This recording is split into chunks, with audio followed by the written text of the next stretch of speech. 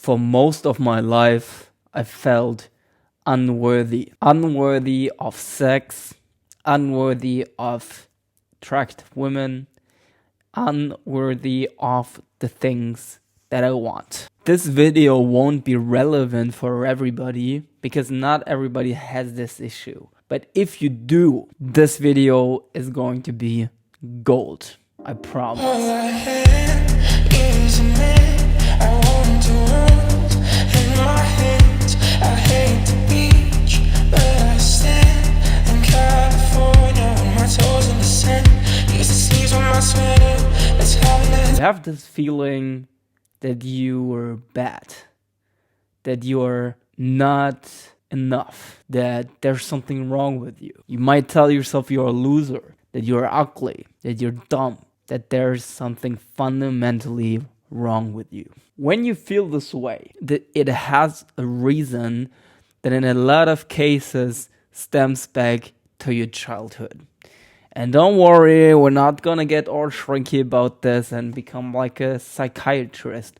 But it is important to understand the roots of these emotional problems. When you are a child, your behavior is based on your feelings, on your emotions. That's why kids just want to eat ice cream all day long because it feels good. They don't know that it's bad for them. So if you don't give them the ice cream, they're going to start crying because that's their emotion in the moment. They feel pain. Literally, the logical part of the brain develops later in life. That means a kid just knows how it feels. Now, in terms of traumatic events, that is important to understand because let's say your parents abuse you when you're a kid. The kid doesn't understand that mommy is angry or daddy is an alcoholic. The kid only understands that it is hit, that it is hurt, and especially when the persons where they run to for security is providing the opposite, they come to the conclusion that it's their own fault. I must have done something to have caused this event to happen to me. And that's precisely the reason why people get abused in childhood, have self-esteem problems later on. Because their emotional brain is still hurting. It still thinks that it is wrong and every bad thing that happens to them in life is their own fault. And of course, there's some truth to it. If you get fired for not doing a good job, then that's your fault. And you've caused this event to happen. However, life is very, very complicated and there's a lot of things outside of your control. So that's not an appropriate reaction to every event that happens to you. So when you go on later in your adult life, you still believe that you're bad, that you're a shitty person, that there's something wrong with you, and every bad thing that happens to you is your own fault. Okay, so this is the background why you feel this way.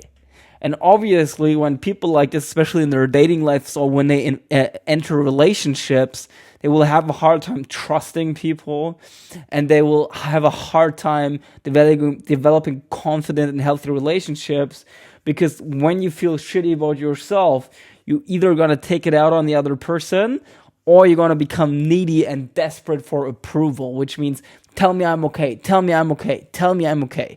That's basically what needy people do, and that's why it's a turnoff for most people, because this constant validation seeking is super exhausting, and that's why healthy people and needy people are not a good fit for each other, okay? But this is where it comes from. This is where these toxic dynamics come from. And now you enter the world, you still feel this way, and you, without realizing it, you push everybody away from you, especially people you might be romantically interested in, because they simply don't want this shit. If they have the same trauma as you, congratulations, by pure perversion, you're going to be attracted to each other, but it's not a long-term solution. It's just going to harm your self-worth even more. How do you stop this dynamic from happening? I think to a certain degree, you will always have a little feeling like that. It's just going to be part of it. However, you can also cure those traumatic responses. You can heal those emotional wounds where, specific things come into play that are important to do when you have these kind of psychological issues. The first thing you can do is to simply start taking care of yourself in very simple manners. You eat healthy, you work out, you form healthy friendships with, other men who want the best for you, who also have healthy lifestyle, or, have the same life direction or purpose as you. What I love to do, I love to hang out with men, who also are into self-improvement, who who also are entrepreneurial minded and these kind of things, because they just give me more energy, they support me in my pursuits, and they're just more valuable than, let's say, people who have other life directions, are just not going to share your mindset, they're going to drag you down. So that's one thing, to have people, good quality people around you, who encourage you, who tell you that you're okay, who don't put you down. Because this is also a thing, when you have those toxic mindsets, a lot of your friendships will be based on toxic relationships dynamics, where they might put you down or not necessarily want the best for you, just simply because you chose them to reaffirm your belief that you're a bad person. Okay, so this is one thing.